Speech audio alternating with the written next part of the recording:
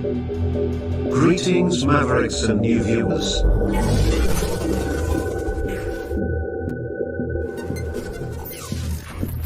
Tonight, direct and live, from the Maverick News Network, World Studios. This is Maverick News with Rick Walker.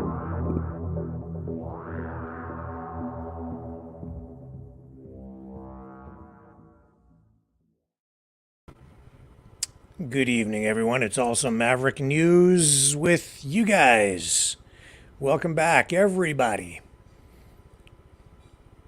Welcome back, Maverick family and new viewers. Great to have everybody here. Oh, boy. Over 2,000 people arrested now in connection with all these protests, demonstrations, I would say even uprisings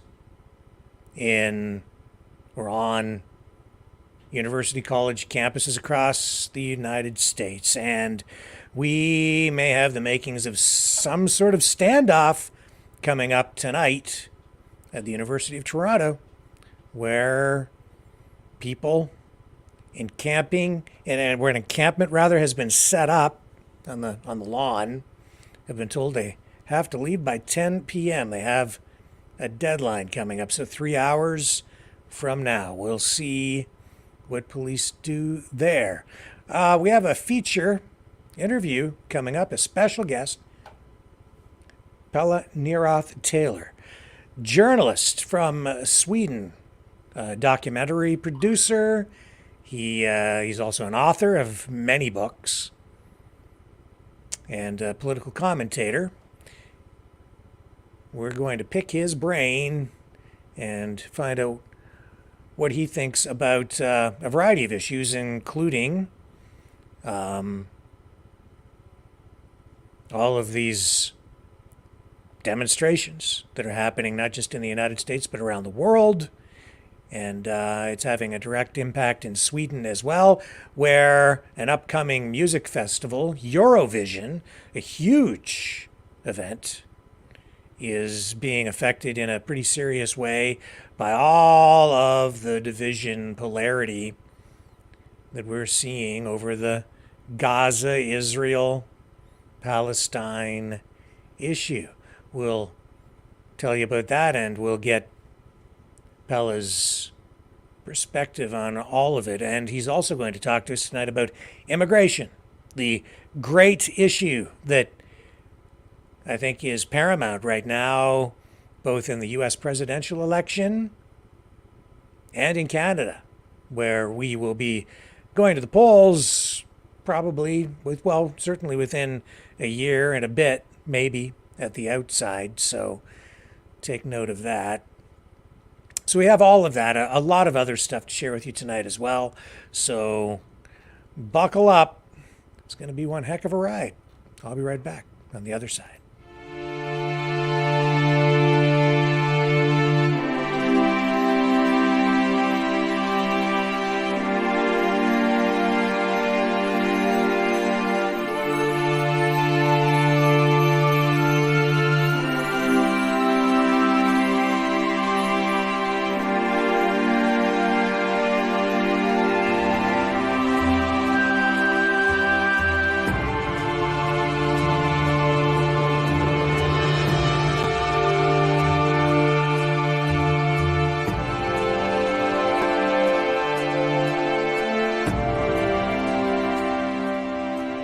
Maverick News. The world is watching.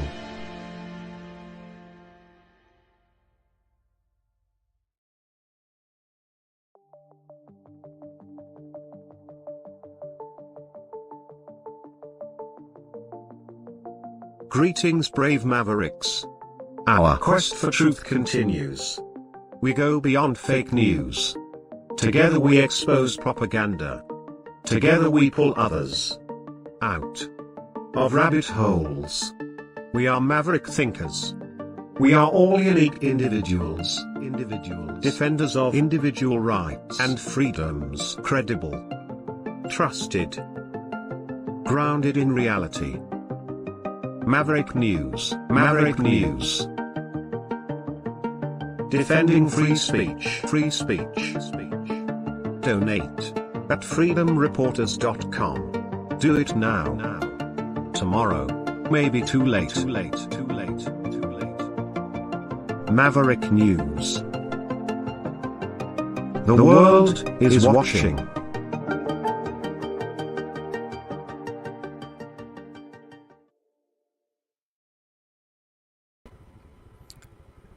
Okay, so, as I say, over 2,000 demonstrators have been arrested now across the United States on various campuses. The scenes vary widely, what you're likely to see. But there's a lot of this kind of stuff going on. Here's a sort of a skinny, scrawny protester with a homemade shield taking on a police officer. Seriously, they were looking at police officers, particularly black made out of, police I think, officers, trash cans. being the KKK, 'cause they didn't These want to be shields. taken away, and I guess they were trying to flip the switch. But the idiocy And, that you oh, see on pow! the screen right now, did you see the guy run underneath? Look, they're trying to get beyond the police tape here. Not so fast there, young feller. Craziness You're going to be coming with us. So that's the kind of stuff we've been seeing over the past 24 hours. More and more. Well, I just say an escalation, in spite of efforts to crack down on these protests. They're a pretty determined bunch. And I noticed something as I was watching some of this overnight. There were a couple of videographers that were making their way through occupied. There's that word, occupied, making their way through the an encampment, and even through a couple of the occupied buildings. And I took note of how trashed they are, the vandalism, the graffiti sprayed on walls and hallways. And the other thing I noticed was one of the videographers is walking through a crowd, and there were a lot of people wearing masks, and then the videographer, who was either neutral or maybe anti. No, he's not anti-Israel. I don't think he's in favor of the protests. Anyway, somebody asked him to put a mask on, and they're all outside, and I did notice a lot of these people wearing, like, the mask, the COVID style face coverings. I don't know if it's to conceal their identities or if it's to protect them from a virus. But they asked this guy to put a mask on. I noticed that. It was a little unnerving for me after having gone through the whole pandemic and then seeing and hearing that. And anyway, I think it's also a telltale sign that what you're looking at is people from the left side of the political spectrum and wrapping around over onto the right. Again, socialists meeting maybe fascists who both share a common goal of establishing an authoritarian dystopian future for all of us. Just an observation. Let's take a look at this clip. UCLA. Oh, off with the mask. There's your smiling face.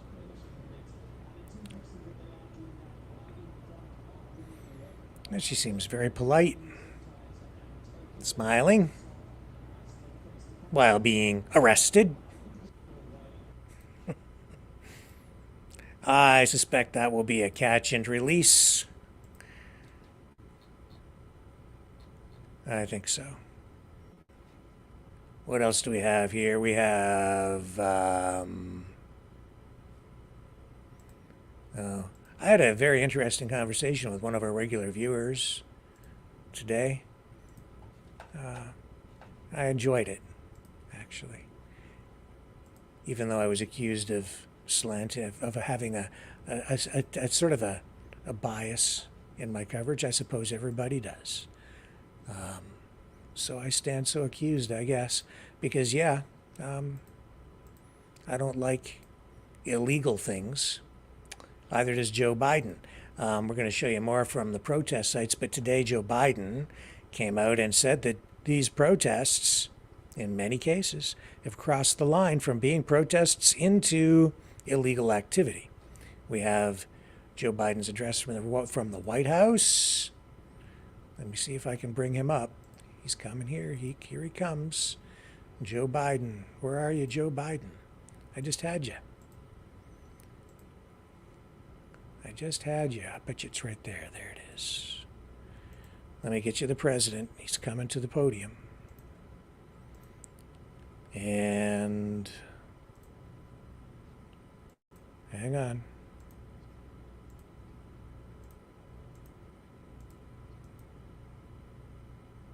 Okay. Here we go. I've got him for you. Yes, I do. Sorry about the delay. Too many buttons to click. Here we go. It's about what's going on our college campuses here. We've all seen the images, and they put to the test two fundamental American principles. Excuse me. The first is the right to free speech and for people to peacefully assemble and make their voices heard. The second is the rule of law. Both must be upheld. We are not an authoritarian nation where we silence people or squash dissent. The American people are heard. In fact, peaceful protest is in the best tradition of how Americans respond to consequential issues. But, neither are we a lawless country. We are a civil society, and order must prevail. Throughout our history, we've often faced moments like this because we are a big, diverse, free-thinking, and freedom-loving nation. In moments like this, there are always those who rush in to score political points. But this isn't a moment for politics. It's a moment for clarity. So let me be clear. Peaceful protest in America. Violent protest is not protected. Peaceful protest is. It's against the law when violence occurs.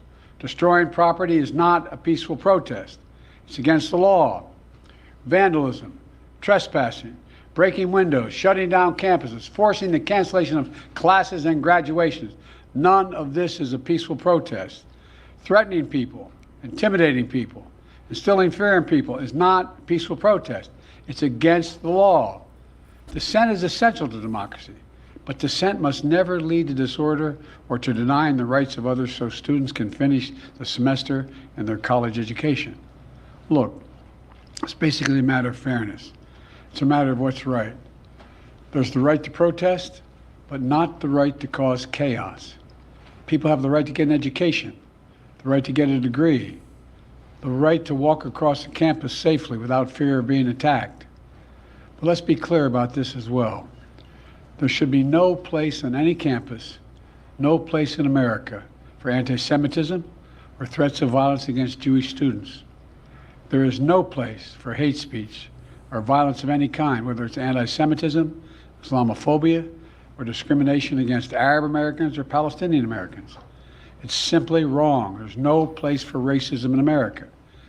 It's all wrong. It's un-American. I understand people have strong feelings and deep convictions.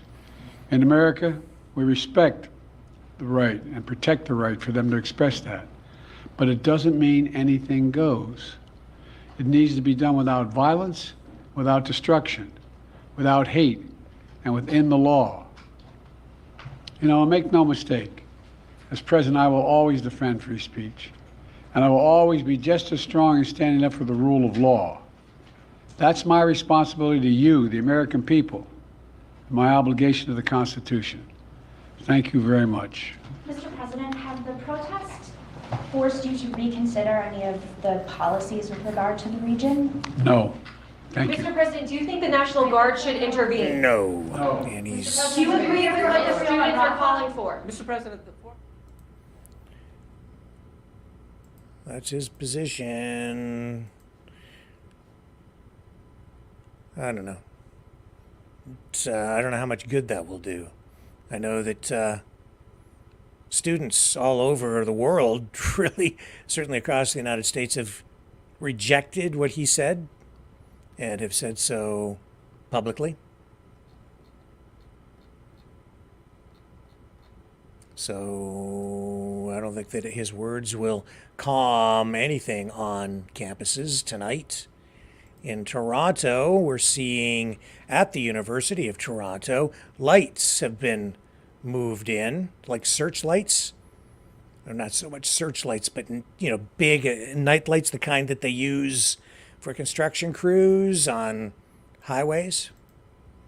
So they're preparing for something down there, and that's because the university has issued a 10 p.m. deadline for the demonstrators. They've been told they have to leave the campus by that time. And they have set up an encampment that they have actually even named. What are they calling it? Palestine Circle or something of that nature? People's Circle for Palestine. Yeah, it's the People's Circle for Palestine encampment. That's what they're calling it.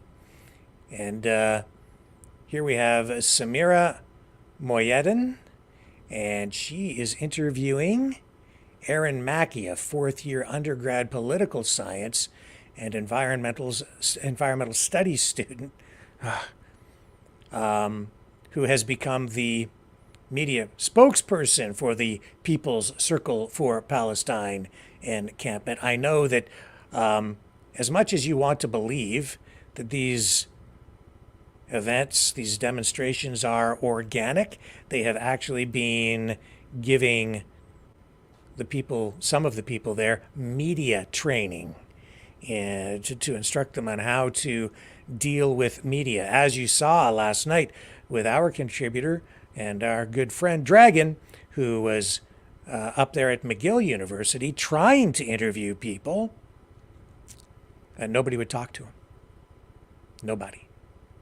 He couldn't get one person to actually appear on camera. He got one young lady to speak to him, but was not able or allowed, she did not want her face shown on the video. I also know that now, 24 hours later, that in many of these locations, no cameras are being allowed in unless they are approved. They're not letting just anybody in to some of these encampments. They're also freezing out many journalists, not talking to them, which I don't agree with.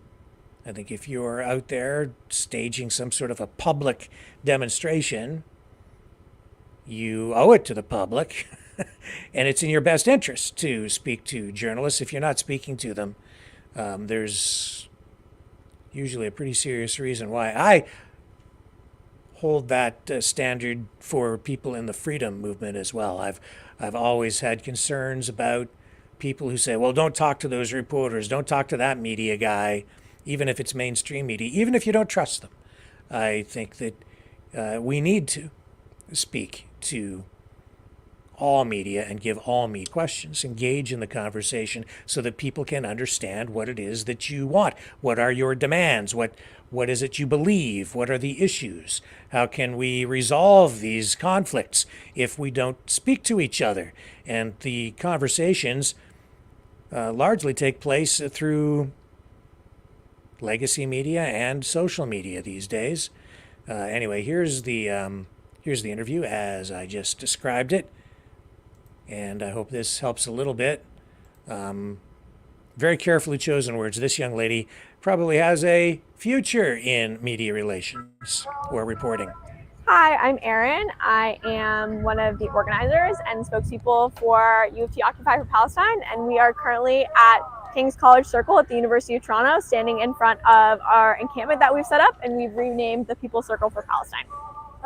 Erin, can you tell me what your demands are? Yeah, absolutely. So we have three core demands. The first is for the university to disclose all of their investments. The second is for the university to divest from Israeli apartheid.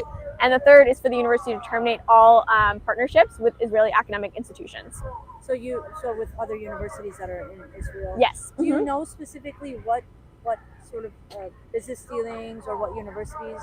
Yeah, so the University of Toronto is an active partnership with Hebrew University, which is in occupied Palestine, and they are that partnership is focused on AI technology, which we know AI is being used to target Palestinians, and so that particular relationship is really egregious. But we are asking the university to end all partnerships with Israeli academic institutions because those ultimately are helping enable the ongoing genocide that's happening. How long are you prepared to stay here? Yeah, so we are joining students from across North America. As far as I know, there's been 120 encampments at universities across the US. There's also one happening at the University of British Columbia, one at McGill, now one here at the University of Toronto. But it's important to note that these didn't start now. Students have been demanding divestment from Israel since 2006 at the University of Toronto. And we ourselves held an occupation of Simcoe Hall, the Maverick Gertler's, our president's office, which is actually right behind us a few weeks ago. And we were met with a non-answer, which is why we decided to escalate and be here today. And so we, will continue to make these demands until the university divests from Israeli apartheid. What has been the university's response so far? Yeah, so the university so far has not had any response. We've only just set up. It's been about an hour so far, so very early on. But the university did respond when we had our occupation at Simcoe Hall. And after that, student representatives met with President Maverick Gertler, and they were given absolute non-answers. The only thing they did confirm is that the University of Toronto does have active investments in weapons manufacturing and companies that are complicit in the ongoing genocide that is happening right now. We don't know how much that is because they won't disclose, but they do have those investments. And so the university has been, pretty silent, and they really have refused to engage on any of these demands. Thank you so much. Yeah, amazing. Thank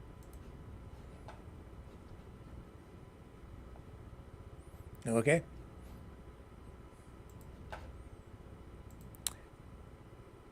She's a bright young lady. We'll see what the future brings for her.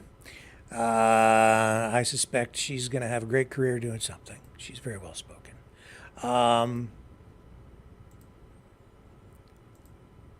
Where are we going to go with this story from here? I can tell you, here's... oh, my. Now, she's well-spoken, well-mannered, polished, actually. Very professional, I have to say. And then you have Hamas leader Osama Hamdan. He was interviewed on Norwegian television, asked a question by the interviewer about October 7th, asked why Hamas killed civilians on October 7th, massacred people. And the answer is, well, I'm going to come right out and say that this guy just straight up lies. Okay? He's pretty slick too, but truth is the truth is the truth is the truth. And, well, you just watch this and maybe I'll comment. I don't know. This is honestly absurd. So Hamas did not kill any civilians on that day? We didn't have any intention to kill them. That was clear from the first moment, and it was publicized from the first 30 minutes. You are attacking the soldiers. Don't attack women, children, and old men. Don't attack anyone who's not carrying weapons. What about the pictures we've seen of your fighters with body cams shooting at civilians? No, there is no pictures like that. This video is from one of the communities that was attacked. It clearly shows Hamas fighters attacking a civilian car, killing people inside the car. Here's your fighters shooting at the people in the car. They clearly die. I need to caution you too. This footage obviously is graphic, so please use discretion here. I'm sorry, I should have warned you earlier. Okay. Before they forced their way into There's the more. community. Okay. How do you explain this? Are you sure that they are civilians? Well, it's a civilian car. Nobody has uniform inside the car. You know that the Oh. Israeli soldiers are using the civilian transports. They use the buses. They use the cars. It doesn't is a- mean Oh, it's the old, oh, how do you know they're not soldiers trick. Jedi mind control. civilian couples. yes. They use cars. Mhm. Oh, let me tell you the And story. let me show you one more video. I will This send is you the also name. your fighters entering one of the communities, Yes. shooting at houses. Does this look like a military target to you? You know that the military is side by side with those what's called civilians. Yes, but how Some do you of them explain this? they are members in the army. I will tell you this. Of You have course, some people might be part of the army, but we're well, talking let- civilian houses being attacked by your let fighters. me continue. Let me continue. Those are settlers. According to the international law, they are not civilians. They are settlers. Okay? And therefore, it's allowed No, to kill them? no, it's not allowed. If they shoot it, there will be a shooting back against them. They start shooting. But what do you And expect some them to of do, them- sir? If your and some house is of- attacked by and someone who's no one shooting, attacks them. No one attacks the houses. They enter the area, but they didn't shoot against anyone. When they but were the videos shooted, clearly show it, when sir. they were shooted, they reacted.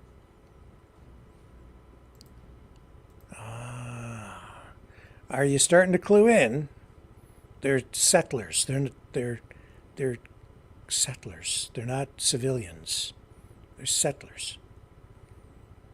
Yeah, and don't believe your eyes. Don't believe what Hamas showed and even live streamed. Don't believe any of that. No, that day they broadcast that stuff worldwide over the with extreme pride, I would say, spreading terror. But now it's like, oh no, we didn't kill anybody. It wasn't us. It wasn't us. Yeah, we've heard that narrative, haven't we? Oh no, Israel did it to themselves. Israel killed all those people. Israel killed the people. It wasn't us, even though they provided the very video evidence that you saw right there. Hamas provided that video evidence. Hamas distributed that video themselves. And now they sit back and say, oh no, that's not what you're seeing at all. That's a lie. I don't like liars. I don't like that guy. Okay? I don't like him at all. Pretty disgusting. I'm going to take a deep breath. Breathe a little deeper while this runs.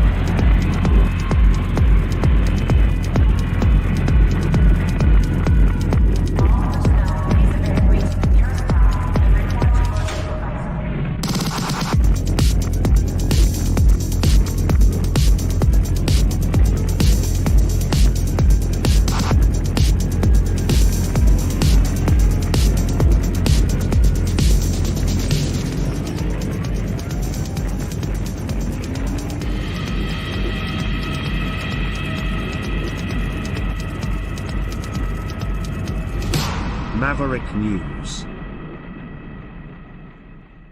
The world is watching. Man, all this stuff on campuses, these demonstrations, whatever you want to call them, they're dominating the news again today. Looks like we're in for another long night of this stuff. Here is footage of, oh yeah, somebody burning the American flag. Yeah, we got to burn a flag.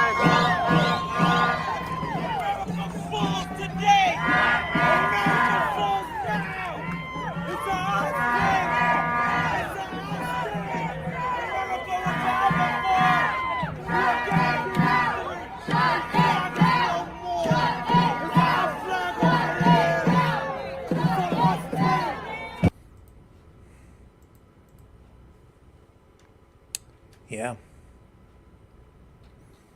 Told you. I told you. Here's Senator Tom Cotton on the campus protests. Share this with you. Our interview with Pelle Neroth Taylor coming up very shortly. Stay with us for that. Plazas that have risen up on campuses across America, He says that and the liberal college administrators and the little politicians Gazas who refuse to restore law and order and to protect other students. These little Gazas are disgusting cesspools of anti-Semitic hate, full of pro-Hamas sympathizers, fanatics, and freaks. The terrorist sympathizers in these little Gazas aren't peacefully protesting Israel's conduct of the war. They're violently and illegally demanding death for Israel, just like their ideological twins, the Ayatollahs in Iran. We're here to discuss the little Gaza. so. Opinions will vary.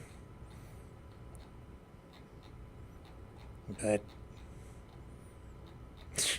it just is what it is. I mean, it's just so clear to see if you dare open your eyes.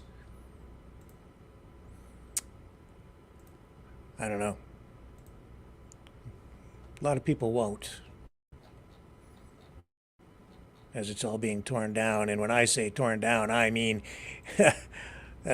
literally, even, because if just look at the way they've trashed these buildings and the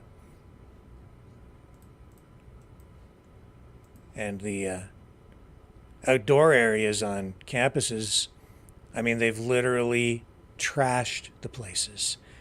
Look at this. Taking a look around the encampment after police have gone through here and forced the pro-Palestinian demonstrators out. CHP tells me 100 people were taken into custody during this operation. It took about 3 hours. What a mess. I'll say. Yeah, what a mess. What a mess, that's for sure. Wow.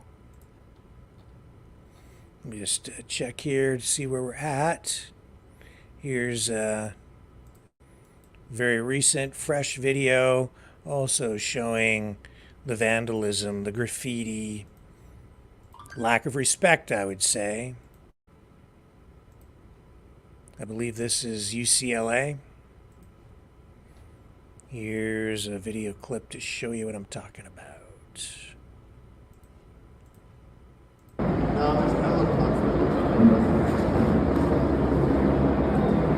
Look at that. Look at this. You know,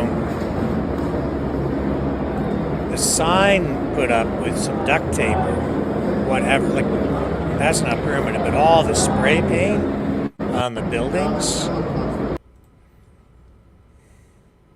too much. Way too much, man, in my opinion. That was Royce Hall, the main historic landmark at UCLA, vandalized. They built that finished building it in 1929, one of the 4 original buildings on campus. And they did that to it.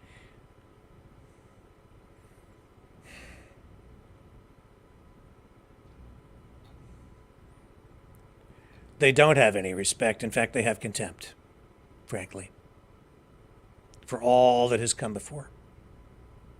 They want to tear it down. Yes, they do. And they have been taught to honestly hate their own country. This is, a lot of it, the result of identity politics, left-wing woke ideology, anti-colonial rhetoric and teaching. Here's another clip. This is one group of young people singing the national anthem who are against these demonstrations or uprisings, and the other side not liking what they're hearing.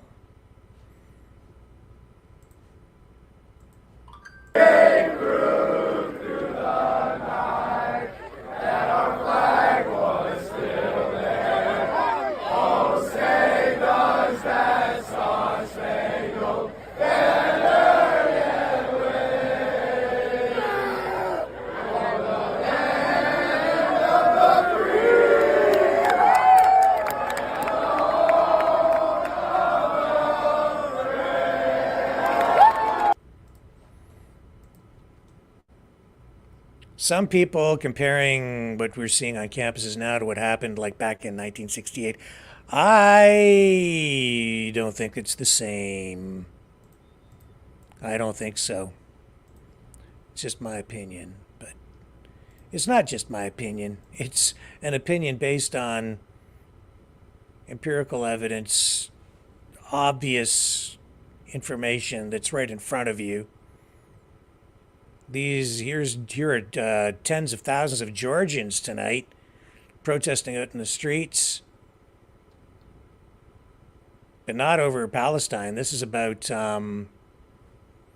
their desire to lean toward or embrace Europe rather than Russia, I guess. That's what the information is that's coming in here. I'm going to run the clip. I don't really know a lot about this particular demonstration.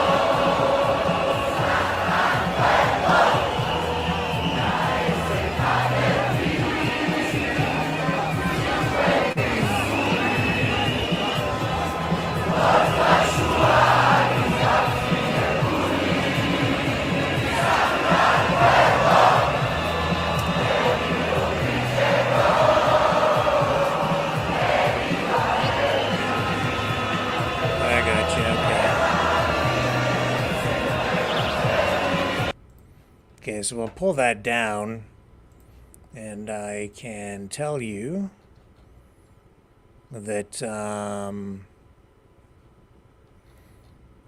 going to get you the information on that to put that into proper context for you.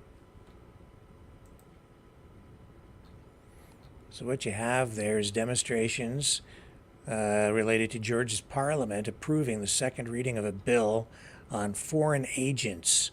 It has been criticized as Kremlin-inspired. Police fired tear gas and stun grenades to clear a large crowd of the protesters that you saw there, opposed to the draft law.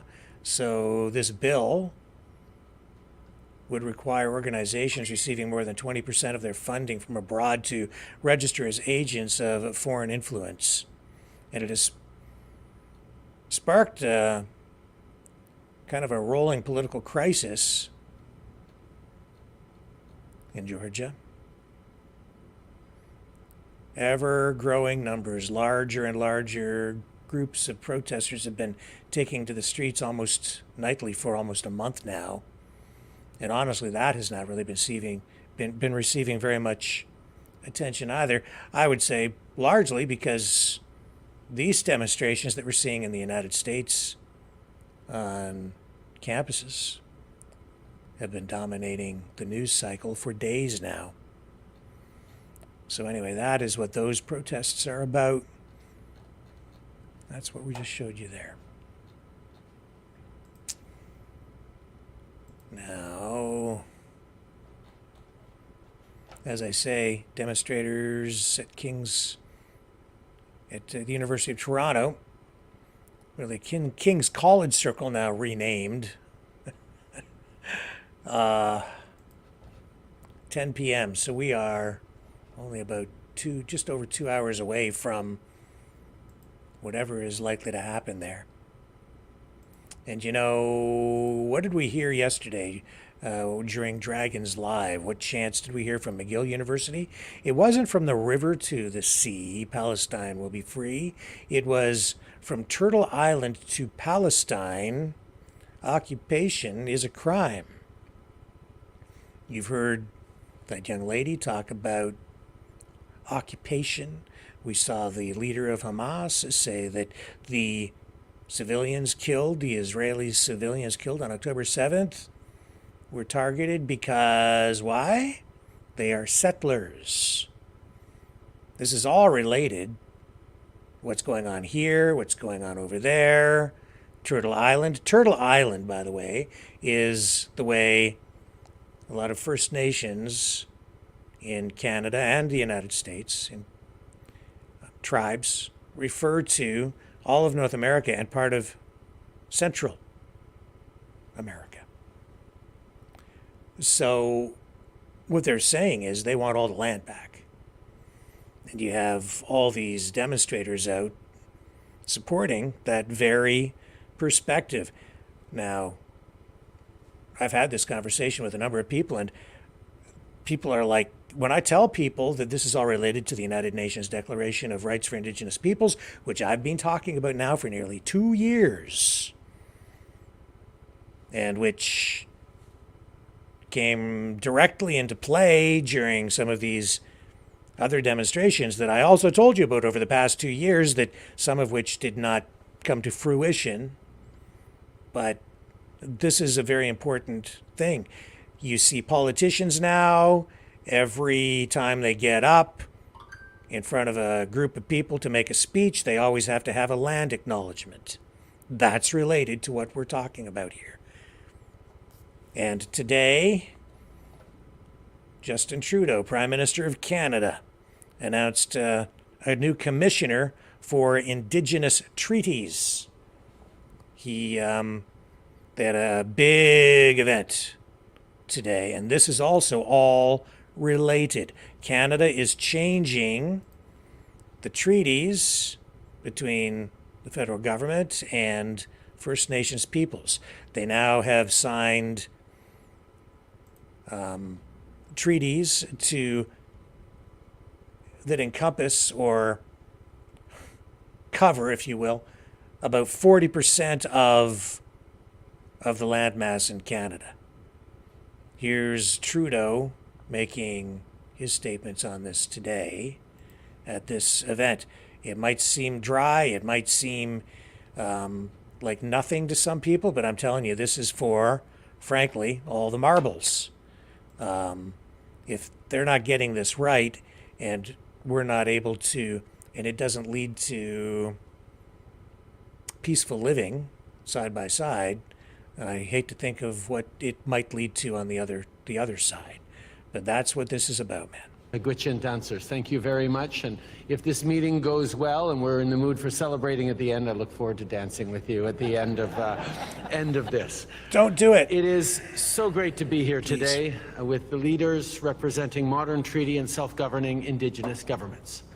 Je suis très heureux d'être accompagné aujourd'hui par plusieurs ministres, ce qui démontre bien notre approche pan-gouvernementale. Okay, let me get to the English.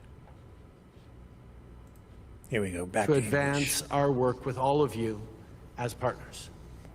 Modern treaties articulate the relationships, objectives, obligations, and responsibilities of their signatories.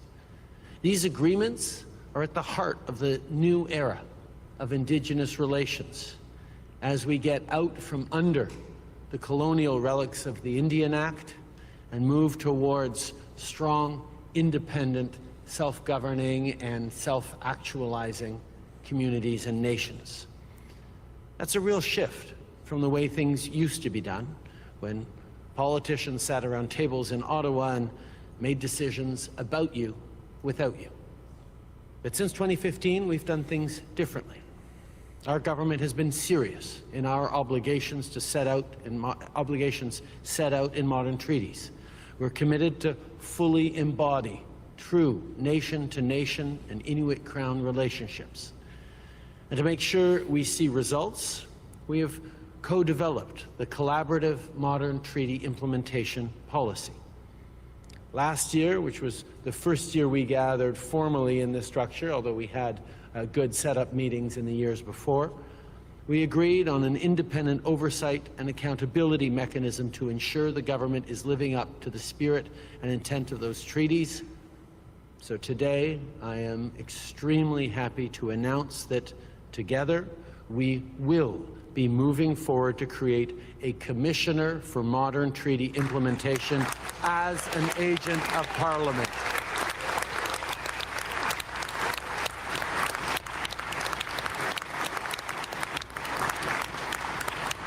The Commissioner will undertake reviews and performance audits that will ensure that the government is held to account, and future governments are held to account on the implementation of the modern treaties. And to support the functions of the Commissioner and to stand up the office, we're providing over $10 million over the next 4 years. This is a lasting commitment to be a better treaty partner. La mise en œuvre d'accords. We'll get back to English here.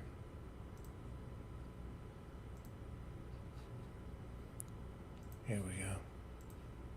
Housing, infrastructure, or to create jobs and prosperity and economic independence. Our budget is all about fairness. It's about making sure everyone has a fair chance at success, including, of course, First Nations, Inuit, and Métis communities for generations to come. Now, over the past years, as a government, we've been talking about reconciliation. I've had people come up to me and say, okay, it's been 8 years. When is reconciliation going to be done? And of course, reconciliation is a journey that will take generations. What took generations to break, centuries even, will take generations to fix. But what modern treaties and self-governing agreements show is where we are going together, to a point where Indigenous nations and communities control their own future, their own present, their own institutions, their own direction, and serve directly their people in a true nation-to-nation Crown Indigenous partnership. Crown Inuit partnership around the country. This work that is being done by 26 communities around this, nations around this table, is a start. Every year for the coming years, we will be adding self-governing modern treaty nations to this table as more and more Indigenous people get to control their own future, their own destiny in true partnership with the federal government, where you lead the way. That's what this table is all about. It is small for now, but it will grow as more and more communities follow your lead. And that's why I want to thank all of you sitting around this table for the leadership that you have shown in not just charting a path for your own communities and nations, but inspiring and showing the steps that all Indigenous people can take at their own pace and as they are ready to build this true partnership that is at the core of not just the modern treaties, but all treaties signed in this country over the past centuries. One of true partnership on this land, true partnership as we move forward in a just and fair way for everyone who shares this beautiful country, this incredible land. So I thank you for all your leadership in getting here. I thank the ministers for all the hard work they've done, but all the hard work we're going to continue to do together to grow, to establish a path that is irreversible towards a better future for everyone in this land. Thank you all for being here. Okay. So that's Trudeau. I'm not going to run all of this tonight, and I have not read any of these new treaties. I've read some old treaties that are still in effect, but these new ones, no, I've not had access to them to read them. So I will need to spend some time doing that before I really say anything at all about what we just heard. I need facts. So I'll get back to that at a later date, I guess, when I'm better educated. I don't know.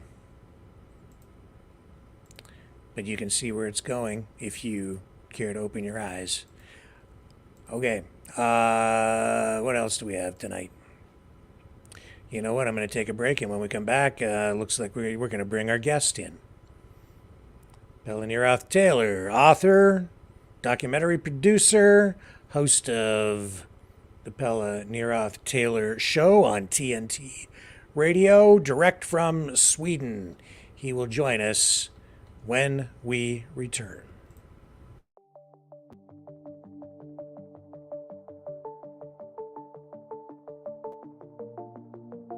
Greetings, brave Mavericks. Our quest for truth continues. We go beyond fake news. Together we expose propaganda. Together we pull others out of rabbit holes. We are maverick thinkers. We are all unique individuals, defenders of individual rights and freedoms, credible, trusted, grounded in reality. Maverick News, Maverick News. Defending free speech, free speech. Donate at freedomreporters.com. Do it now. Tomorrow may be too late. Maverick News. The world is watching.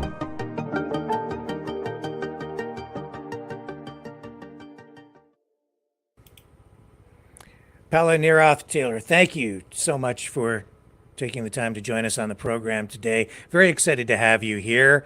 You're an author, you're on TNT Radio, you produce documentaries. I'd like to, at some point during the conversation, talk about all of those things. I'll throw it to you, though, just to get you to briefly introduce yourself, because you're new to the program. We haven't had you on before. Right. Well, my name is Pelle Neroth Taylor. I was born in London, and then at the age of 7, I went to Sweden with my mother. My parents separated. Stayed there until I was 15, went through the school system, came to England to do A-levels, which is our high school certificate, at a school called Westminster, which is like Eton, basically, around Westminster Abbey, inside that courtyard. And after that, I went to Bristol University, and then got a job in journalism, at The Economist, actually. And then I worked for The European, and then I became a sub-editor at The Guardian, and was doing freelance for many years, various kind of freelance shifts at The Independent and The Times and The Guardian, mostly subbing. And I was spent some time going back and forth to Brussels to, and I worked sort of freelancing back articles. I'd spend a couple of days in London and then a couple of days in Brussels staying with friends, because I thought that Brussels and the EU is a big upcoming story. And I really enjoyed the sort of multilingual, multinational atmosphere. It was a fireside. It was a campfire of the world. I mean, even more than Washington, probably, because everyone comes through Brussels at some point or other. All the legislation, all the corporate chiefs, bankers, and so on. And they were quite easy to get hold of, the drinks party after whatever they'd come for. So I made a lot of really good contacts, and I thought it was really interesting. I'd probably failed to see the larger story of bureaucratic overreach. I was too close to the subject, or rather, maybe I was kind of captured by the EU. I rather liked everything, all the people who were in favor of Brexit, there were a really motley sort of, I don't know, a kind of a pirate crowd, I'd call them. They couldn't get girlfriends type, and rabid sort of, they're kind of out of touch Churchillian nationalists, and they talked about a Britain that didn't really exist. Or didn't exist anymore, because I knew that, because I went back and forth to London, and some of them had lived in Brussels for many years, and they had kind of Churchill ties, and quoted Churchill, and they thought they were fighting the Nazi tyranny. In my view, it was delusional. But I think they were right to some extent, even though they exaggerated their language. But anyway, I thought that the trouble with covering the EU was that it got. I mean, it's hard. You lose touch with human beings and touch with reality, and you end up just writing 2 points of view of the legislation, and you have to go to different lobby groups basically, and that's unsatisfying. You don't get to make up your own mind because they have so much more specific knowledge than you do on a topic, and became a bit technical. Although, I mean, I joined it for a while, and then I thought, what am I going to do? Because I was bouncing around in the sort of sub-editor stratum of English journalism, and I didn't really know.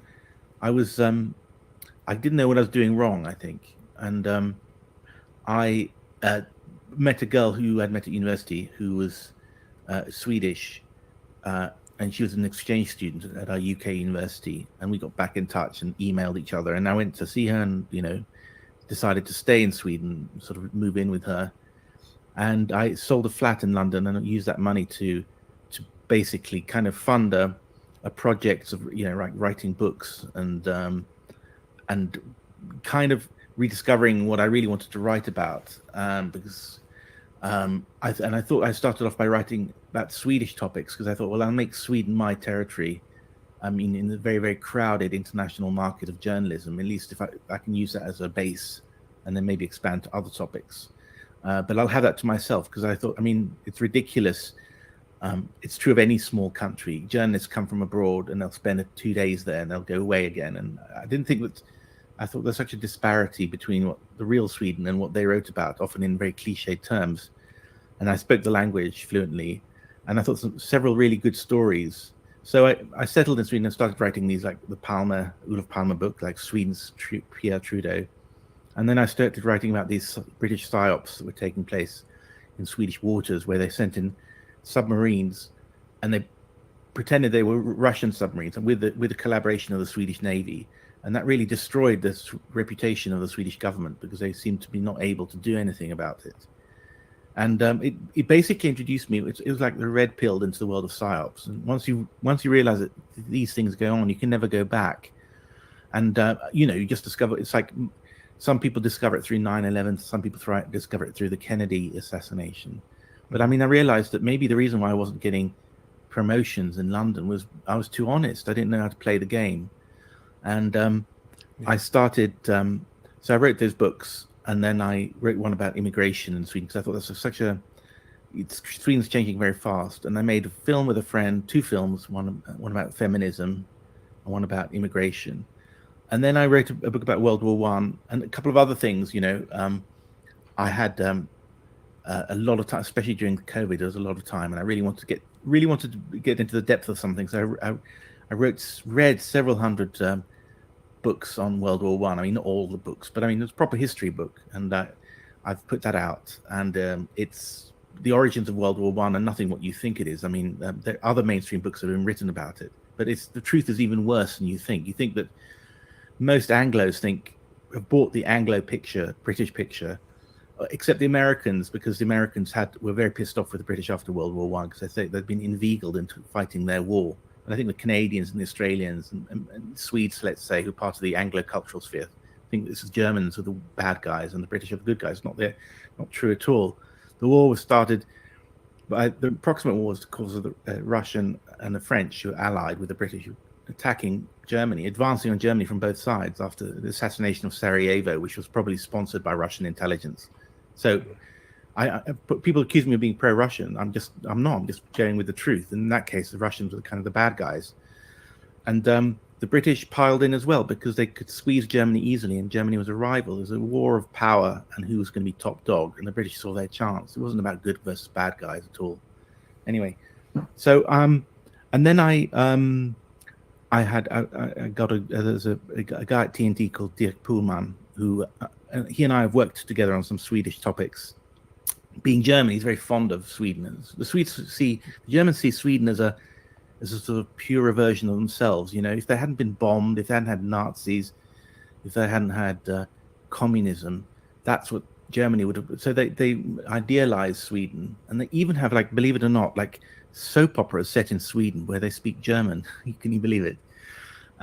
So it's really their little lost paradise. Nearly all Germans, they go there and they recognize a Germanic culture, a Germany that is more innocent and less, aggressive or whatever. So he goes to Sweden every year. And so we worked a little bit. And then he likes my stuff and felt that TNT I should do a show for them, because by this time I'd kind of caught up on a lot of the red-pilled issues that you find in the alternative media. Though even so, my specialism is like geopolitics, I guess, and Russia, propaganda, MI6, CIA, things like that.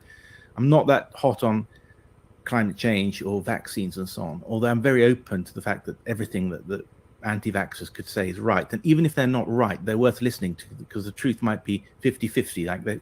So it's in some direction shifted towards what they're saying, even though some of them go a bit too far.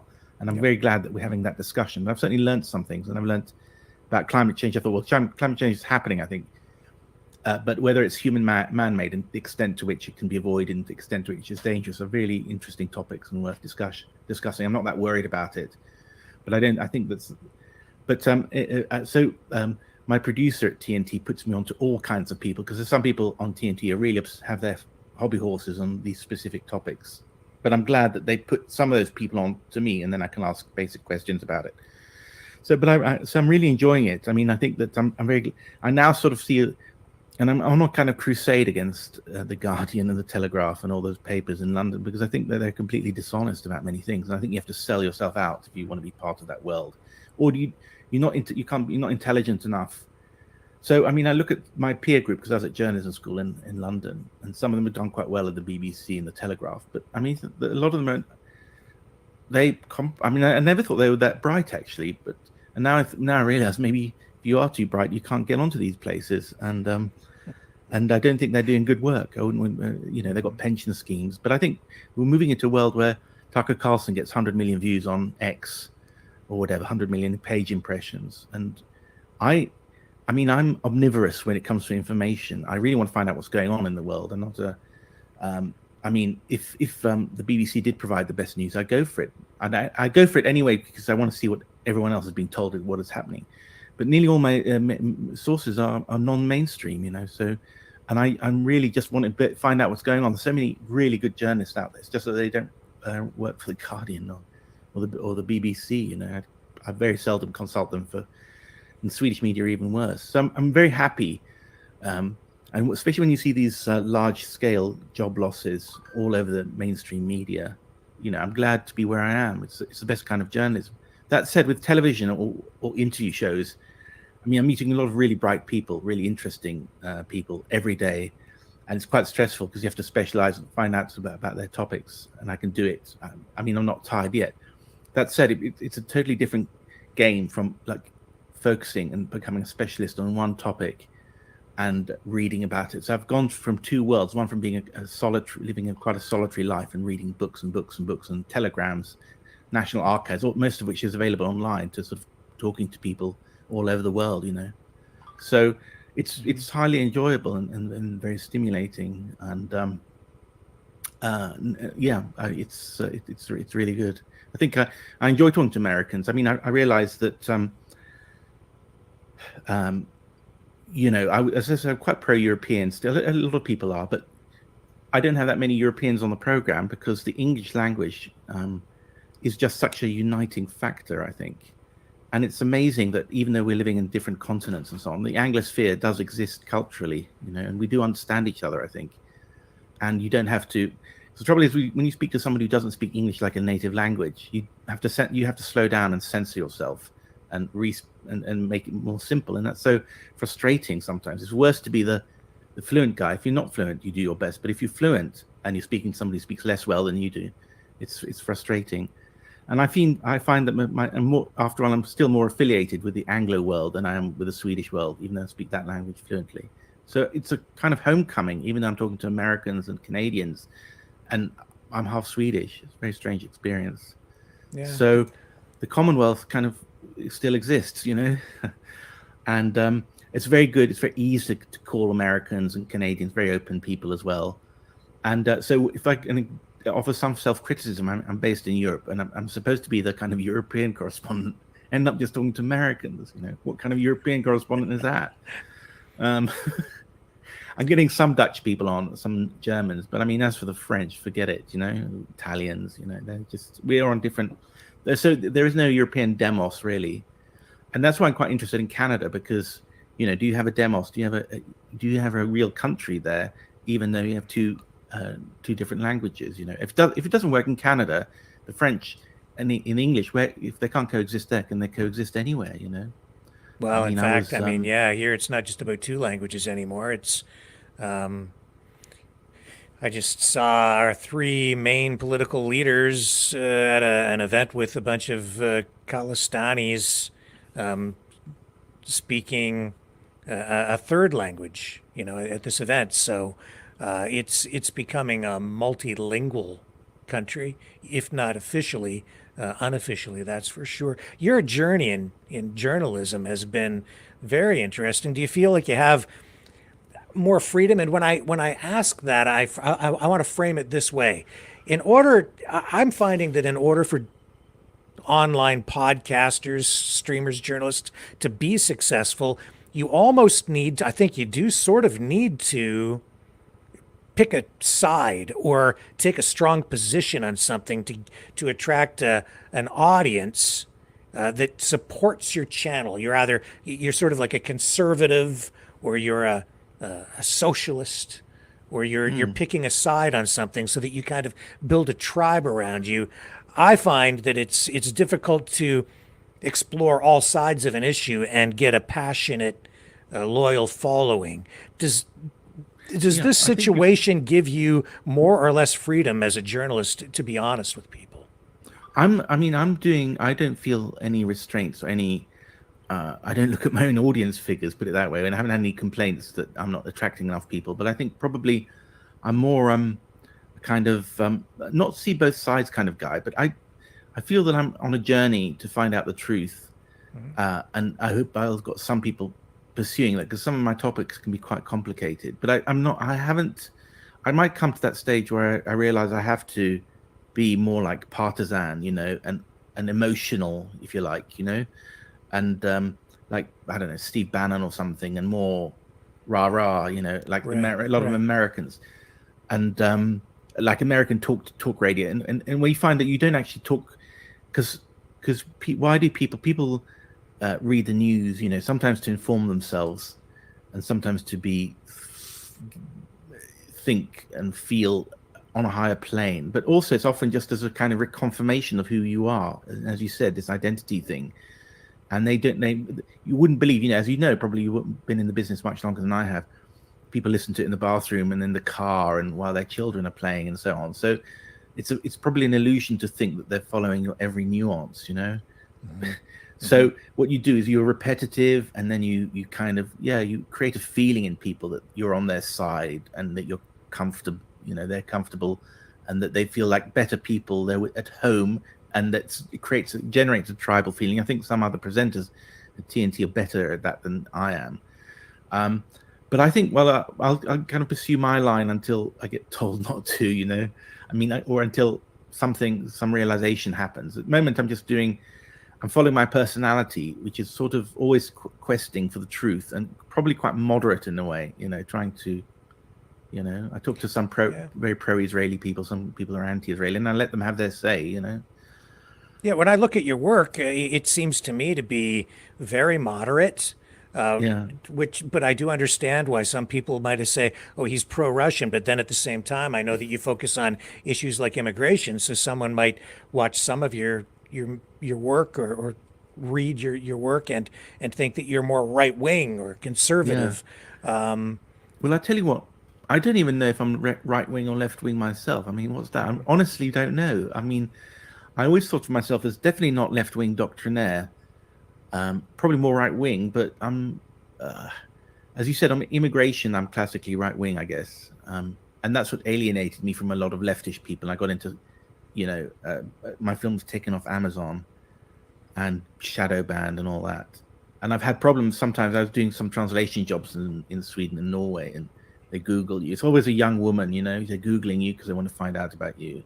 And, oh, he's doing this, we can't have him, And then it's they don't say they just said that there are no translation jobs available. But then on Russia, I guess.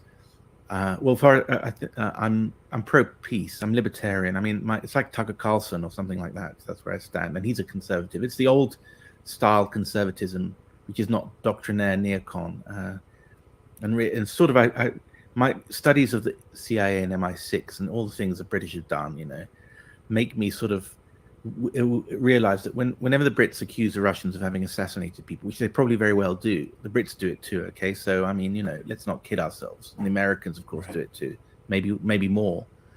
So often when the British media are talking about what the bad things the Russians are doing, even if it's true, you can tell the truth without telling the truth. Because the real truth would be, well, yeah, everybody knocks off each other. Everybody does this. Yeah, Russians are no different. But they're creating this war hysteria against the Russians, which is going to end the planet if it comes true, if we listen to them too much. And I think I think it's terrible. So who could possibly want that? We're being manipulated into wars. Yeah, well, I'm all about trying to hold politicians, leaders accountable for their actions, regardless of what side they're on. And I think you've addressed that by saying that all these countries, all these lettered agencies from all over the world are constantly doing all of this. God. Yeah. It's like an incubus, or it's like a demon or something. So they'll attack someone or create a provocation, and all you see is the response to that provocation, which makes it seem as if they're the aggressors, but in fact it's your what the MI6 are doing all the time, everywhere. Creating little provocations, and intelligent people are just so duped by it, and they're so arrogant about their ignorance, Yes. So yeah, I some of that has to be on display with all of these protests we're seeing on campuses in Canada, in the United States, especially in the U.S. Do you have any perspective to offer? I on don't that? have a very strong view on it. But I sort of take my cue a little bit from the political editor, Basil Valentine, who comes on twice on my show, and he's very strongly in favor of the Palestinians and very anti-Israeli. And, I go along with that in the sense that you can be,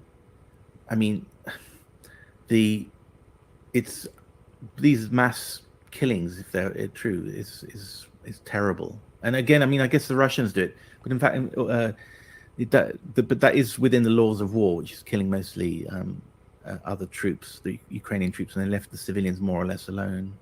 And I think we're polluting ourselves if we allow all these tens of thousands of civilians to die, even though I guess some of them are used as human shields. But I'm glad that young people are demonstrating again. I'm glad that they feel strongly about these geopolitical issues and that they moved away from the transgender stuff. So yeah, let it play out. They'll learn or whatever. So, and I think we've seen. I don't know if the. I think let's say the intelligence community has always been very worried about organized protest, right? So it's said like the CIA had this LSD program in the 1960s. They actually had an office in Haight-Ashbury in San Francisco handing out free LSD, so that the hippie movement was free sex and all that and drugs. Well, that's anti-revolutionary, right? And thinking about this remote abstract idea of peace, what they're really worried about in intelligence agencies, and I say this as somebody who's right of center, is organized union work or communist type armies of left-wing blue-collar workers who are united, organized, and opposing them. And you can say that without being left or right wing. I think you just observe. And so if you can turn it into a topic that, like the transgender, which is really minority interest, it's 0.1% or 2%, and then turn everyone going fanatical about that, then don't have to worry about them being revolutionary in another sense. And I'm glad that the students seem to be moving on from that transgender stuff, maybe on to more global issues. And then, because when I grew up, I'm 54. I grew up in the 1980s when the whole of Europe was in anxiety about nuclear war, which could break out from one moment to the next, and you had peace demonstrations and marches from London to Belarus and Stockholm to Paris. None of that. You don't have any of that. And we're more in danger of war than any time in our history. Why? Because people are looking at their phones, or they don't know enough about history, or whatever. I don't know what it is. Or they're worried about climate change. I mean, if climate change is happening, it's going to happen over a 40 or 50-year cycle, not over a 5-minute cycle. And now Macron, the French president, has reiterated that he's going to maybe send troops into Ukraine this afternoon. He said it this afternoon. That's insane. And where are the protests? It's just stated. Where is the outrage, you know? And so we were living in a much less dangerous world in the 1980s because both superpowers knew the red lines of the other, and they actually had quite a good relationship behind the scenes, and they respected the other person's country's power. Now, everyone is. It's just we're living in really dangerous times, I think. I mean, yeah, have we just become too, I guess, conditioned to in the sense that we're just used to living with the nuclear threat, that we're not taking it seriously enough? Or we've lived comfortably in great prosperity for so long. I mean, in the 1980s, our governments were run by people in their 60s, let's say, who'd been young conscripts in World War II. And grew up in a poorer world. So there was a great increase in wealth from the 1950s to the 1980s. Whereas now we've been prosperous. We've had this post-Cold War bonanza where we've all been rich, and none of us, I mean, unparalleled prosperity, even if you're poor compared to your peers in richer parts of your own Western country. The non-Westers are still quite poor, and Africa's incredibly poor still, but you know, so with that, and I think that maybe our capacity to look at reality has been changed by all these mobile phones, all these Netflix, all these video games. We don't know if we're living in the real world or in a giant video game anymore. I mean, nothing seems real, and so not even war seems real until it comes, you know. Well, it really doesn't seem real, especially when you have intelligence operations creating artificial intelligence images, videos, manipulating public opinion during times of war, very sophisticated psyops and information warfare going on. It's hard to tell what's even real online. When you're seeing it, you don't know if it's even real anymore. It's really hard, isn't it? Yeah, and there's probably going to be more of that. But I mean, if you watch play, I don't know what you call it, Call of Duty, those games, ultra realistic, and you play those, and you die, but you don't really die. You see a nuclear explosion, you just switch off the machine, and nothing doesn't matter.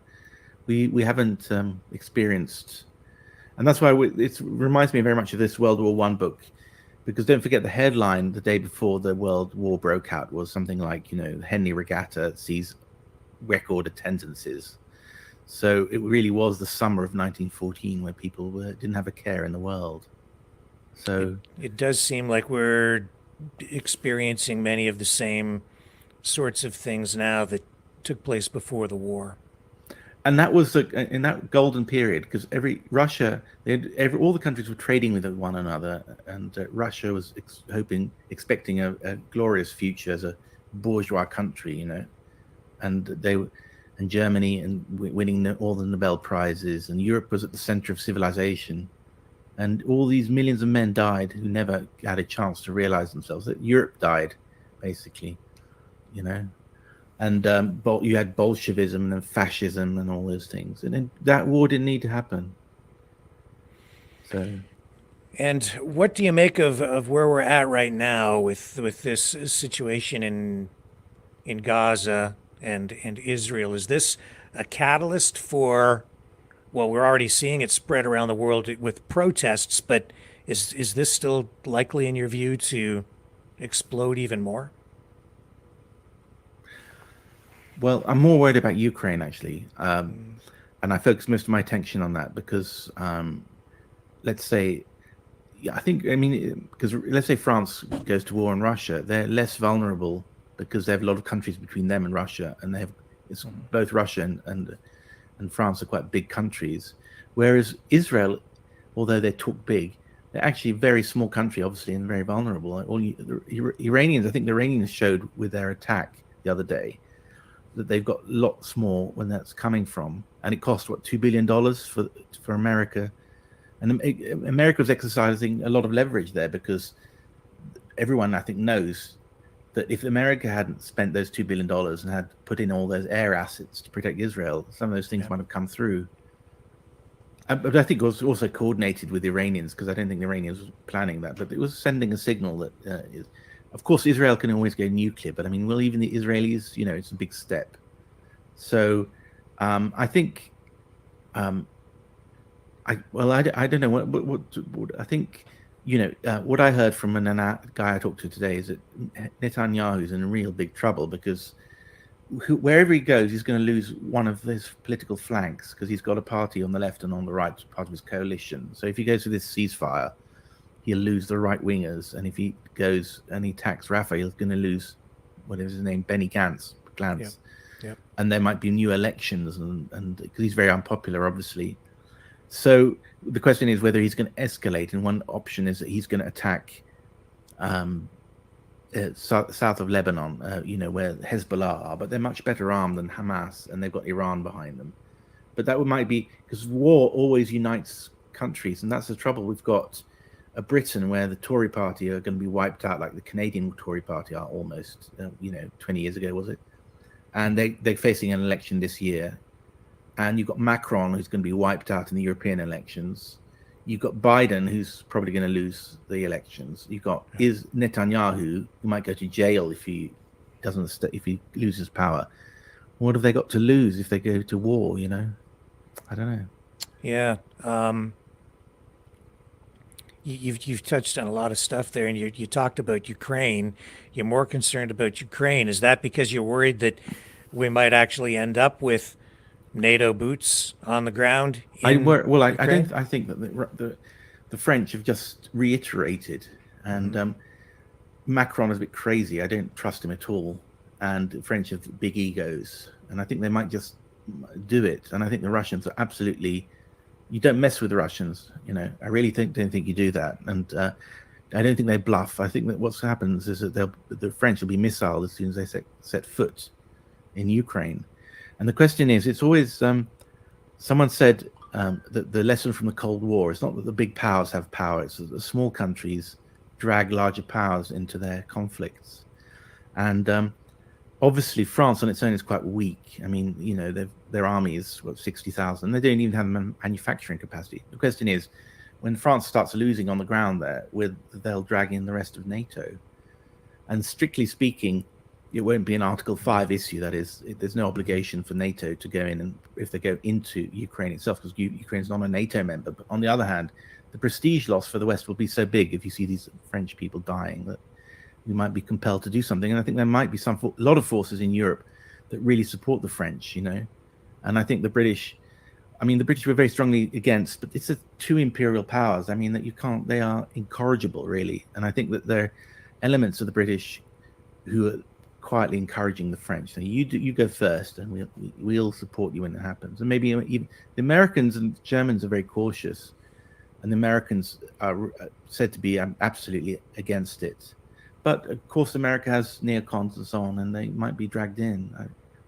The only thing, I just don't know, but it's outrageous that one man, Macron, can start a world war. I mean, it's unbelievable, isn't it?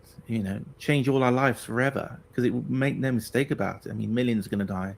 We're going to have rationing. We're not going to have electricity. We're going to have, this is just, although we talk about these last 2 years as being really transformational, and conflicts rising. We ain't seen nothing yet, And to some extent in Canada and America, you're protected from that. But Sweden has always been a safe zone, but we're only 100 kilometers from Kaliningrad, which is a Russian enclave, and 200 kilometers from St. Petersburg is half an hour by jet. So, what is it? Less than the distance between Edmonton and Calgary or something, incredibly small distances here.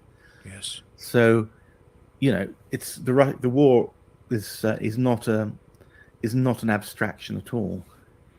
Yeah, well, the insulation of the oceans that we've enjoyed here, I think, have largely evaporated because of the technology That's And true. Well, you got nuke. you know, You'd be affected by nukes, of course. Yeah.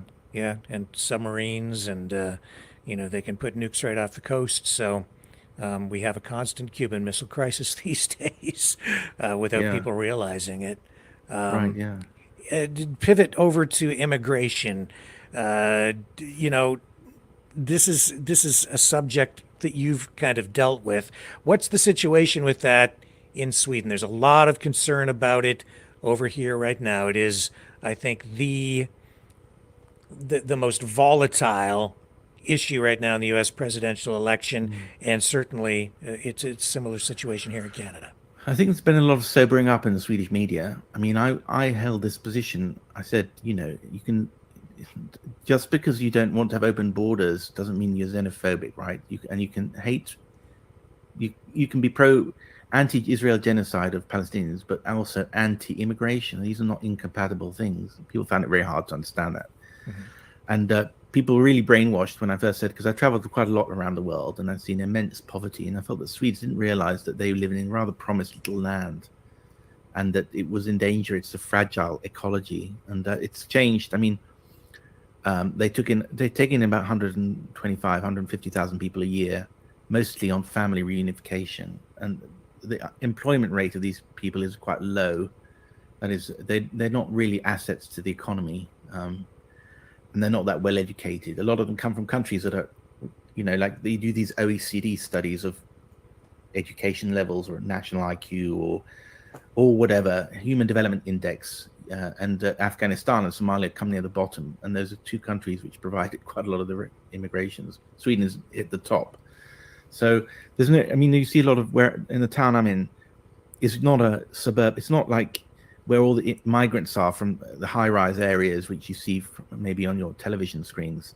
It's a middle-class little town. It's like, I don't know, if you know England, it's like Chichester or something like that, you know, traditional old Swedish architecture and things like that. But it's, I mean, if you go to the swimming baths in the weekends, it's 95% non-white, you know, and a lot strolling around in the evening, or if you go to the supermarket, it's very quite heavily non-white, and a lot of headscarves and so on, and they're not, there's no trouble. I mean, they're not, I think that there is an exaggeration from the right-wing media. They're always talking about rapes and violence, and to be honest, the number of I mean, Sweden usually has about 80 murders a year, which gives it a murder rate about the same as the rest of Europe, and now it's gone up to about 120. So that's not a big it's an increase by 50%, but it still puts Sweden at the lower, it's 1.2, which is about the level of France or Britain when it comes to murder rates. So it is a bit too high. It's much higher than, it's twice as high as Norway or Switzerland, but it's still much lower than the US and much lower than Russia, and I think probably lower than Canada, you know. So, and you don't feel a threat, and I've never seen any sort of trouble. But then again, I'm not exactly a traveler, you know. I mean, I live a very calm and quiet life, so I'm not the best judge of that at all. But I mean, it depends on when you go. Some people talk about constant harassment in the schools, gang wars, sort of, you know, between tribal wars, as it were, and that you can't go to the cinema if you're white. I know some friends of mine who have children, boys in their teens, and they're a bit Swedish teen males are not very outgoing or assertive, and they're kind of pushed around by these Arab boys, you know, and they don't get the girls. The Arabs get the girls, you know. And it's funny because funny story that you know, you have a lot of female policewomen in Sweden, and there's a big scandal because a lot of them end up sleeping with their Arab gang members, you know, who they're supposed to be surveilling, and so, you know, this is this female thing that you make with power. You're attracted to power. You're attracted to aggression. You're attracted to bad boys, sort of thing. So that's a scandal. These police girls, police women, are having can't stay in their jobs. So you hear about corruption. One of the most worrying trends. I've kind of stopped research. I felt I did my films and I was right, and I'm moving on to like global issues now. But some people talk about this. The welfare state is being infiltrated by gangs or ethnic groups who are corrupt and have tribal loyalty but no loyalty to Sweden. So like they dominate the the social care or the welfare state or the unemployment offices, and they funnel money to certain causes and certain people rather than the native Swedish people, and the health service, ditto. So, but I haven't, take it with a bit of pinch of salt.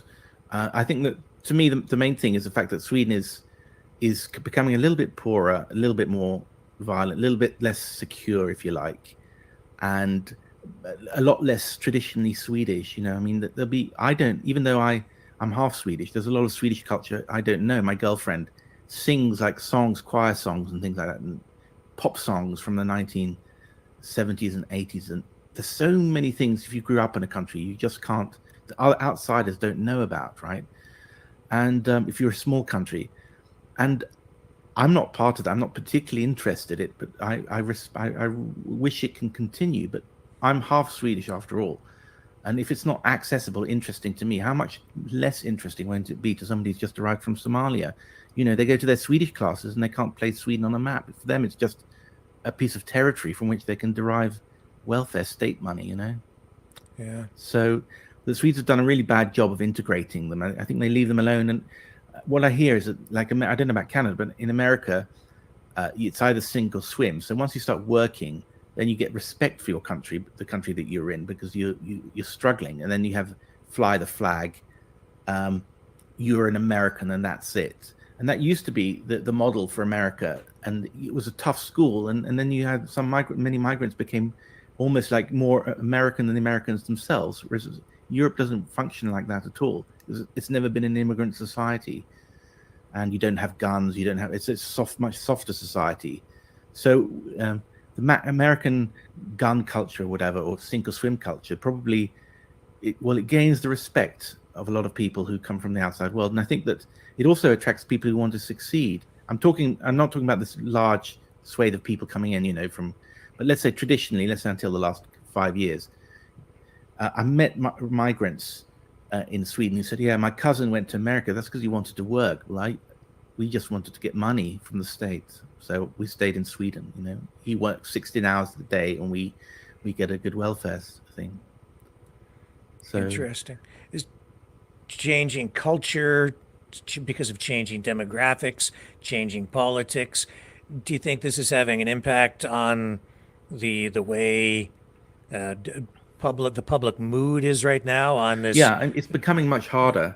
Yeah. I mean, one thing about Sweden was a very high trust country, and if you want to open a bank account, when I first came here, you need much less bureaucratic. The Brits always tend to think that Sweden is like a sort of semi-totalitarian bureaucratic country with their laws everywhere. It's not true. It wasn't true. Very easygoing, very honest, very laid back. You could open a bank account in 5 minutes. In the UK, you need references and things like that, it was very good because people felt that they were all on the same side. And now it's much lower trust, and trust lowers transaction costs in the broader sense of society. But now everyone's on edge. A lot of people are on edge. A lot of people are coming to realize that there's too much immigration. The headlines in the newspapers are all about violence and about the things I spoke about. So that climate's definitely changed since I last dipped into the Swedish media 4 or 5 years ago, when the media were incredibly politically correct. Now they're quite frank, almost, about shootings and things like that. And I guess a lot of people are, they've realized that immigration has been a mistake, and they're stuck with it. So yeah, can't roll things back now. No, you can't. I don't know what to do. I mean, that's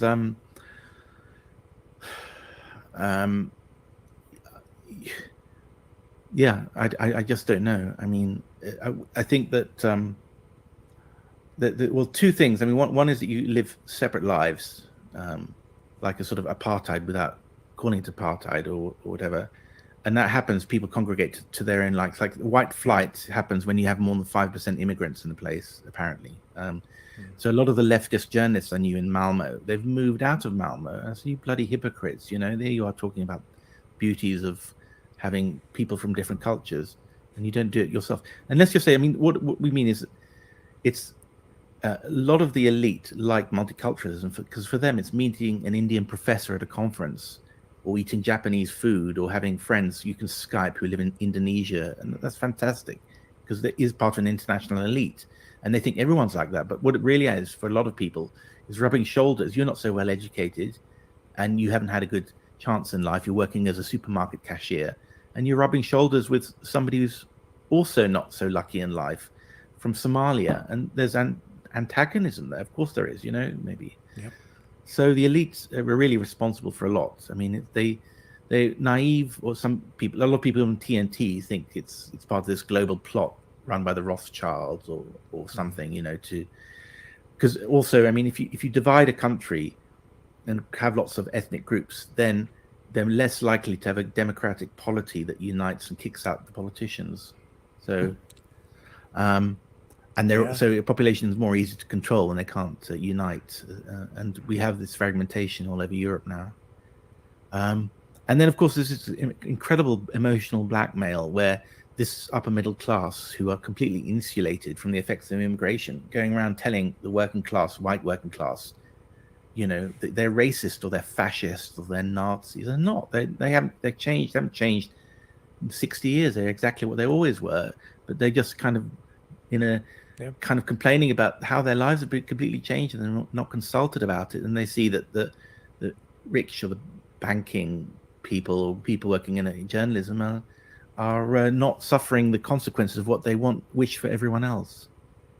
So I don't know, but sorry, just think the best case scenario, I guess, is integration. That is, you have this hybrid culture, but even let's suppose it succeeds. Even then, it's not going to be the Sweden that once was. It's going to be a slightly more corrupt Sweden. It's going to be more emotional Sweden, if you like. It's going to be hybrid Arabic Swedish culture somehow. And, it's going to be more macho. And so, because Arabs are more macho than the Swedes. And so, and maybe worse off for women, And the funny thing is, I always thought, if in a more Mediterranean southern type Sweden, women are going to lose their freedoms, I don't want to exaggerate. The difficult thing is to get it right and not to be extreme, but they're very, very free at the moment and very liberated and very outspoken, but they might find themselves not quite so free. But it's women who want immigration. It's incredible, especially young women.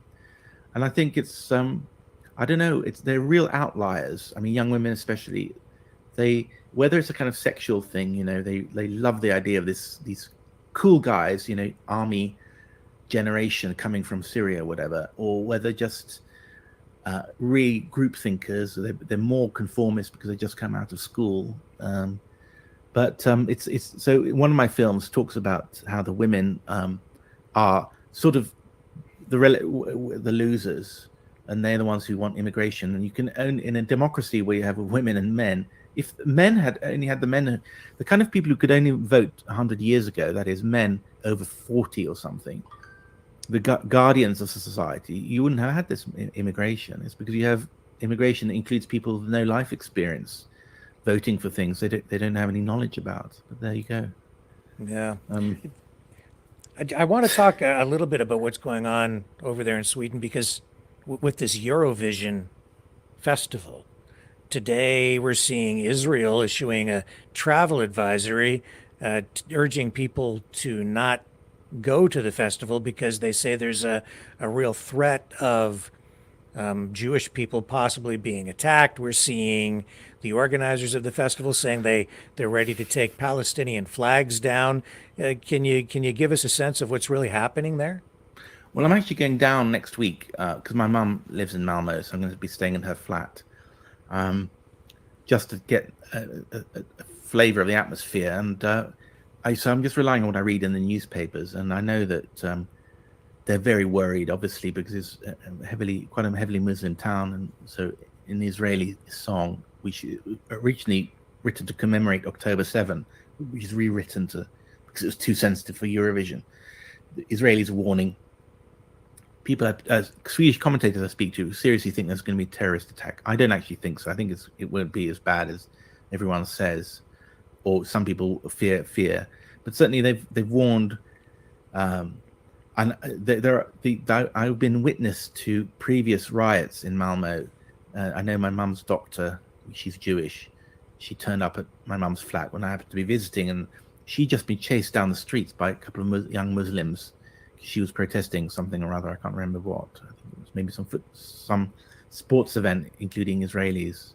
So there were quite a lot of Jews after World War II, because Sweden took in a lot of Jews after the Nazis. You know, it was a safe haven as a neutral country, and Malmö was the nearest big city to the continent. So Malmö was famous for being a place of refuge, and that was played upon by the pro-migrationists, saying, well, we let in the Jews in 1945. We've still got to open our hearts for refugees fleeing from Syria, so on. So it became known as a haven for Jews, but a lot of the Jews have actually gone. They've gone to Stockholm or to Israel because they don't feel safe in Sweden, in Malmö. So there's a synagogue there, but it's very heavily protected. But I think anything that the Jews could have suffered from, they've already had. So I don't think there's going to be I don't think I could be proved wrong, but I don't think the material is there for combustion, to be honest, because they're not simply not enough Jews left, so they're not nearly enough numbers. But we'll see. Yeah. Very interesting, and I see that you have groups. Some people calling for boycotting the festival now because of the stance they've taken. I think some left-wing groups have pulled out. They're sort of, I think maybe they were going to have a week of festivities. I mean, when I grew up, the Eurovision Song Contest was just one night, right? And it was a joke, and they were mostly singing in French, and it was very old-fashioned. And it's become this extravaganza of huge proportions where everyone in Europe takes part. And so the one night has been extended to like a week. So it's going to be a week of semi-finals and things like that. And then they've got bands and sub-events taking place in other venues, even an ABBA venue. ABBA have temporarily set up a museum or something because it's the 50th anniversary of their Waterloo hit. So, and some of those bands I think have jumped off because they associate Eurovision with being pro-Israel. Yeah. I see there's a Queers for Palestine group that is calling for a boycott. That seems almost it's an upside down world. Yeah, you mean because the Muslims are. Yeah. Well, the funny thing, obviously, I think about queers and all that is that, let's say Trump I was just talking to Trump pollster. I'm not moving away from the subject, but he said that that Trump is appealing to a lot of, because the relative social conservatism of the blue collar voter is more aligned with that of Muslims in some respects than with the liberal left, in their gay. So a lot of Hispanics can't stand this woke stuff that their school kids are being taught. But yeah, Gays for Palestine. Mind you, I had one of my best friends is gay, and he's a producer in Al Jazeera, and he says that there are a lot of gays in the Gulf states. They just don't talk about it. So yeah. So tell people how they can find your work. Well, just Google my name, Pelle Neroth Taylor, on Neroth Taylor on Amazon. You'll find my books. We don't have to talk about those, but they're on Cold War topics and on World War One. Yeah. And I'm just coming out on Trump and Watergate and Kennedy. And then you could go into Amazon Prime and you can see my 2 films there. We've got several more films in the pipeline. And then watch my show on tntradio.live. I'm on at 4 to 6 p.m. European time. So that's 10 to 12 noon American time, Eastern time zone. And I do talk a little about American topics. So I think it's going to be interesting. I think I strike up great rapport with Americans and Canadians because I'm an outsider who knows quite a lot about their country and they have a British accent, and they open up, and because I'm not quite as partisan, and I seem to be curious to reveal their story to an outsider. So I get a lot of good stories from Americans and North Americans. I'm enjoying it very much. So if you're in North America, do tune in and try and get some more Canadians as well. Yeah, and before we wrap up, you're writing a book about Trump. Trump. Watergate, which was a CIA operation, which Kennedy was a CIA operation, and the Trump thing was the whole Russiagate thing was a CIA takedown. But I realized talking to these very clever people that my theme is not very original. So I've actually put it on the shelf, and I'm reconsidering what to do, because when you're only writing for, let's say, a European audience, a Swedish audience, and it can seem quite original, because a lot of intellectuals in Europe are really stuck. They read the Washington Post, and they believe the Washington Post and New York Times and CNN. They really do. And for them, it's an original work, but not for an American audience. So I have to think about what to do. But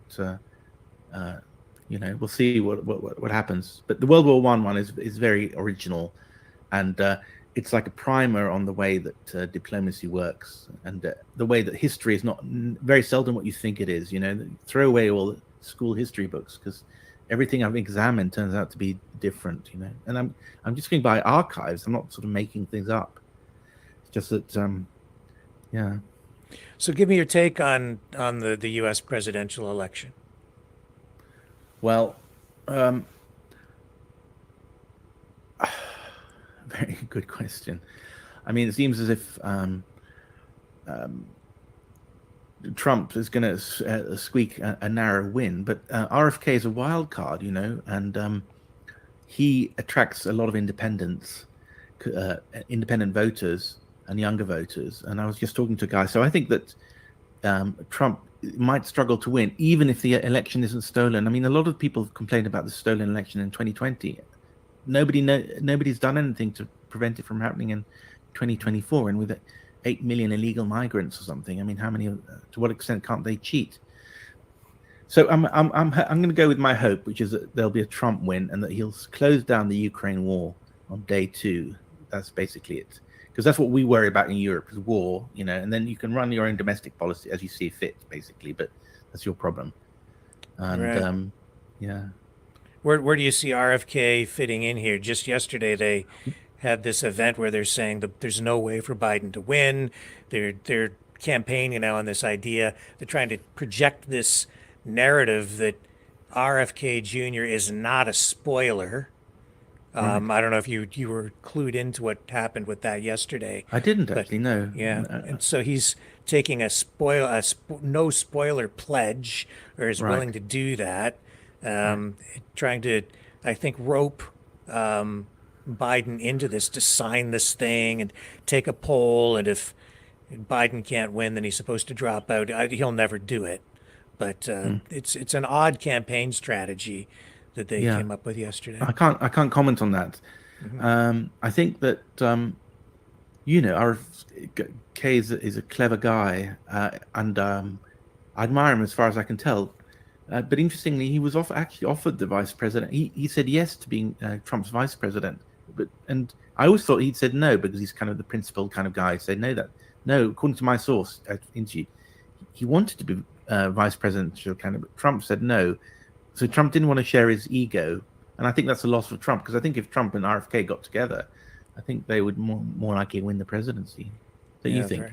Oh, I think that would be a winning card for sure. But I said from the beginning that I never saw that happening for exactly those reasons. It's about ego, and I don't think the two of them are compatible. Probably honestly. not. No.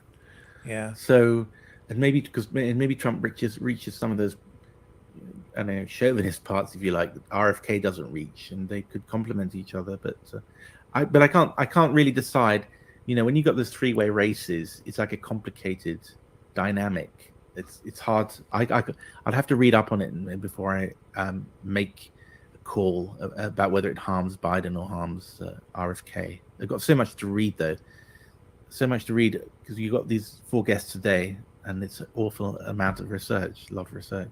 Yeah, well, a lot of speculation too about who Trump will pick as his running mate. Do you Yeah, have I don't know. any thoughts? I haven't. I heard maybe Tulsi Gabbard and a guy called JD Vance. He's another clever guy, actually. I wouldn't mind him. He's also an isolation, or he understands what's at stake in Ukraine, and he understands the real situation there. He wrote a good piece, I think, for the Washington Post. And he's sensible in a lot of things, and younger, and maybe not as much. Kennedy's like almost the same age as Trump, but I think Vance is in his 40s, so it could be a good match. Well, I think maybe Kristi Noem was the pick. And what tells me that is that 2 days ago, she was hauled into the court of public opinion because of her new book, which talks about her killing her dog, putting her dog down in a gravel pit with a gun and a goat. And there, Oh. so this has hurt her her image publicly. And so that's telling me that they came after her because they must have been thinking that she was going to be the pick. But I guess it all remains to be seen if she can recover and where Trump goes with things. Pelle, is there anything else you'd like to add today or think that I might be missing? No, it's very nice. I'm very interested in Canada. We could talk much longer about this because I said with the Pierre Trudeau connection and yes. it's your Anglo and how you cope with having French. I lived in Brussels for a while, and Brussels has that Montreal feel somehow because cultures mixing, and it's a French-speaking city inside a Dutch-speaking country or part of the country, and so yeah, I just wanted to know what Canada makes Canada ticks because I do get on with the Commonwealth people even more than Americans some way because of like when I talk to Australians, we share the same sense of humor, whereas Americans not quite because they're a little bit more different, a bit more independent our way. So I'm fascinated by Canada, and so it's like a mixture of Swedish and English in a way, English culture, but like Swedish climate, Scandinavian climate. But yeah. I can't really, I don't think I can. I don't feel ready to talk about it right now. Yeah. Well, we'll have you back happy on. to come on again. Yeah, this has been a lot of fun. I've really enjoyed this very much. And I look forward to having you on the program again. Oh, absolutely. And you can come on mine as well. You can be each other's mutual support. Anyway, yeah. Good. All right. Thank you. Well, a pleasure to be on your show. Thank you, sir. All right. Thanks, Rick.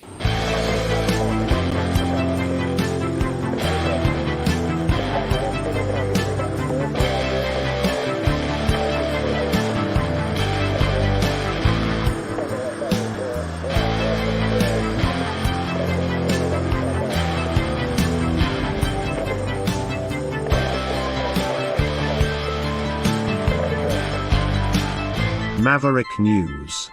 Fighting for freedom. The information war is raging. Truth without integrity is worth nothing. Maverick News.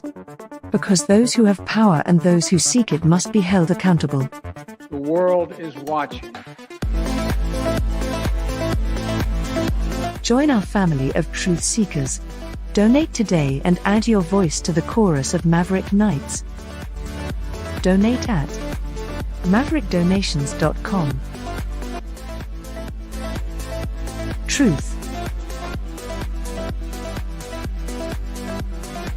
Integrity. It's the Maverick way.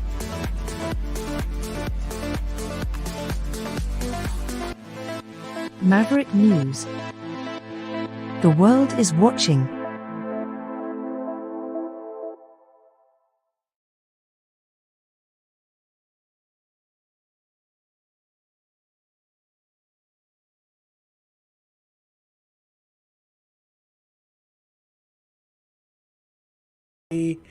There's my microphone unmuted now. And what I was saying is if you'd like to support the program, you can do that by liking, sharing, subscribing. Please subscribe over on Rumble. If you're over on YouTube, make sure you hit that notification bell. And then you won't miss any of our upcoming videos, because if YouTube does what it's supposed to do, it'll email you and let you know when we have new content posted.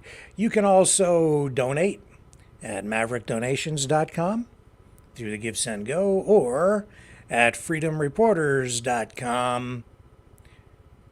And if you donate $50, what was it, $30 or more, I can send you a free t-shirt. And if you donate $45 or more, I can send you a long sleeve tee. And $60 or more, and I can send you an embroidered shirt, long sleeve, a Dickies shirt, not like this one. They're actually nicer. I think we've got hoodies back in stock as well. I haven't even looked in the box, but I'm pretty sure there are hoodies in there. So if you do that, just make sure you attach a note to tell me what size you need, and everything comes in black because that's the Maverick News colors: black, white, and red. So, yeah, it's been a good conversation. Really appreciate Pelle joining us on the program. Very smart guy, great journalist, and we were lucky to have him spend some time with us here tonight. And I am going to wrap things up. It is getting near the top of the hour. Thank you, everybody, for spending your evening here. A privilege, as always. And I will be back tomorrow night. Same time, same channel, right here on the Maverick News channel, where we have the antivirus programs for your mind. Catch you on the flip side.